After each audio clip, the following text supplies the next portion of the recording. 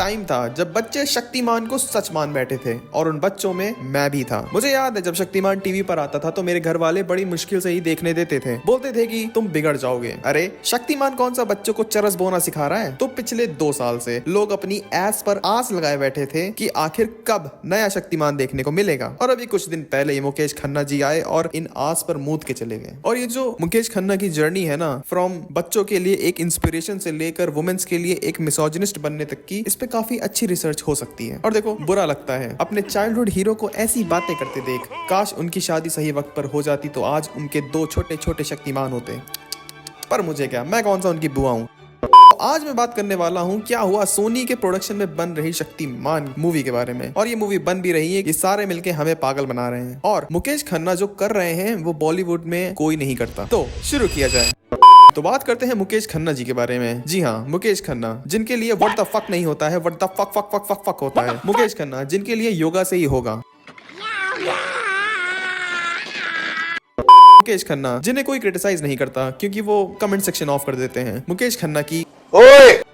अब शक्तिमान सुपरमैन की कॉपी है या नहीं, इस पर कभी मुकेश खन्ना ने कुछ खुल के नहीं बोला क्योंकि शायद WB वाले कॉपीराइट का केस कर देते। पर लेट 90s के टाइम पर सुपरमैन ही एक ऐसा कैरेक्टर था जिससे शक्तिमान की पावर्स एंड एबिलिटीज मैच करती हैं। अब भले ही कॉपी ना हो पर हेविली इंस्पायर्ड तो जरूर है। अब खुद ही देखो ना, क्लार्क केंट और गंगाधर दोनों ही जर्नलिस्ट हैं। लुइस लेन, गीता विश्वास दोनों की लव इंटरेस्ट है और सेम जगह पर ही काम करती है एज जर्नलिस्ट। दोनों ही यूनिवर्सेस में एक बड़ा विलन है, डार्क साइड और एल्विश। दोनों की वीकनेस एक एलिमेंट है, क्रिप्टोनाइट और पॉपी मनी। पर एट द सेम टाइम कुछ डिसिमिलरिटीज भी है, जैसे कि सुपरमैन एक एलियन है मगर शक्तिमान एक इंसान है। सुपरमैन पर पहले कॉमिक्स लिखी गई थी, उसके बाद उस पे मूवी आई है। शक्तिमान पे पहले टीवी सीरीज बनी, उसके बाद उस पे कॉमिक्स बनना शुरू हुए। सुपरमैन पैंट के ऊपर निक्कर पहनता है, शक्तिमान पैंट के अंदर निक्कर पहनता है। सुपरमैन रॉकेट की तरह उड़ता है और शक्तिमान हेलीकॉप्टर की तरह। हेलीकॉप्टर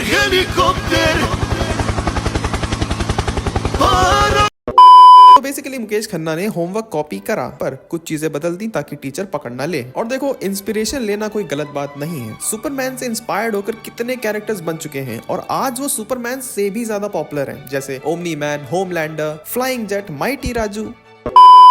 तो शक्तिमान पहली बार एयर हुआ था 1997 में। लमसम 8 साल तक ये चला और इस दौरान शक्तिमान ने बच्चों को मोरल टीचिंग की क्लासेस भी दी। पर बच्चों ने आखिर सीखा क्या? छत से कूदना। शो शुरू होने के कुछ साल बाद ही बहुत सारे लॉ सूट फाइल होने लगे कि बच्चे छत से कूद रहे हैं, इस उम्मीद में कि शक्तिमान आके उन्हें पकड़ लेगा। पर हकीकत में उन बच्चों ने अस्पताल का बेड पकड़ लिया। अब बताया तो यही जाता है कि इसी वजह से शक्तिमान को बंद कर दिया गया था 2005 में बिना कोई प्रॉपर एंडिंग के साथ। पर क्या सच में यही रीजन था? वेल, मुकेश खन्ना ने एक इंटरव्यू में ये बताया कि दूरदर्शन जिस चैनल पर शक्तिमान आता था वो ज्यादा पैसे डिमांड कर रहे थे शो से और शो इतना पैसा बना नहीं पा रहा था, तो अल्टीमेटली शो को बंद करना पड़ा। पर हैरानी की बात यह है कि 2005 के बाद भी हमें कभी भी शक्तिमान की कोई मूवी या कोई शो देखने को नहीं मिला तो सिर्फ एक एनिमेटेड शो जो कि 2011 में आया था। पर उस टाइम तक के मार्केट में बहुत सारे एनिमेटेड शोज आ चुके थे तो ये ज्यादा चला नहीं और ये भी बंद हो गया। और फिर शक्तिमान तभी सुर्खियों में आता था जब मुकेश खन्ना कोई अंड बंड सा स्टेटमेंट दे देते थे। पर 10 फरवरी 2022 को शक्तिमान को लेकर लोगों के अंदर एक्साइटमेंट फिर से बढ़ गई जब सोनी ने शक्तिमान का टीजर डाला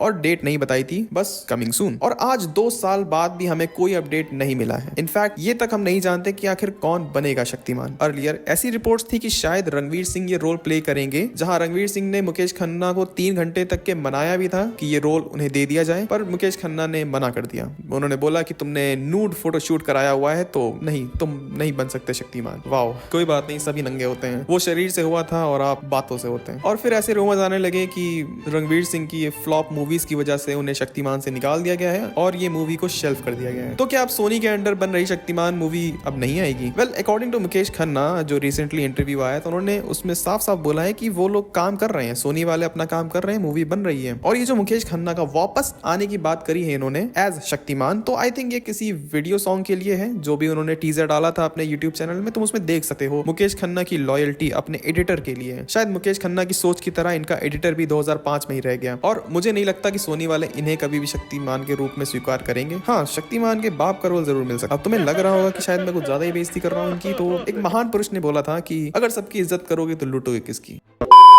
अब ये जो एरोगेंट साइड है मुकेश खन्ना की, ये तुम्हें अक्सर इंटरव्यूज में देखने को मिलती होगी, पर ये शक्तिमान के कैरेक्टर के लिए एक बड़ी प्रॉब्लम बन सकती है। पर अगर ये एरोगेंट साइड तुम कुछ टाइम के लिए इग्नोर कर दो तो तुम्हें एक आदमी दिखेगा जो कि पैशनेट है अपने बनाए हुए कैरेक्टर से, और वो कर रहा है जो बॉलीवुड में कोई नहीं करता है। वो एक सही कास्टिंग ढूंढ रहा है अपने कैरेक्टर के लिए। जहां बाकी डायरेक्टर्स ए लिस्ट एक्टर्स के पीछे भागते हैं, भले ही उन्हें एक्टिंग ना आती हो, कोई स्किल ना हो, बट जस्ट बिकॉज कि उनके पास एक अच्छी फैन फॉलोइंग है तो वो उन्हें कास्ट कर लेते हैं। पर मुकेश खन्ना इन सब के आगे देख रहे हैं। उन्हें एक शाहरुख खान, आमिर खान, सलमान खान या ऋतिक रोशन जैसा कोई ऐसा एक्टर नहीं चाहिए जिनके पास फैन फॉलोइंग बहुत ज्यादा हो, या फिर ऐसा एक्टर भी नहीं चाहिए जिसकी बॉडी बहुत अच्छी हो। उन्हें एक ऐसा एक्टर चाहिए जो कि इस लेगेसी को आगे ले जा सके। तो आई थिंक उनके पास एक विजन है। तो मैं तो यही कहूंगा कि भरोसा रखो। माना कि आज तक बहुत भरोसे टूटे हैं, मगर भरोसे की आदत तो नहीं छूटी है। Well that's it for this video. चलो अब मैं जा रहा हूँ अपना असाइनमेंट पूरा करने, क्योंकि एडिटिंग करते करते मैं भूल गया था कि मैं एक महाविद्यालय का छात्र भी हूँ। अब मैं मिलूंगा तुमसे किसी और वीडियो में, तब तक के लिए बाय।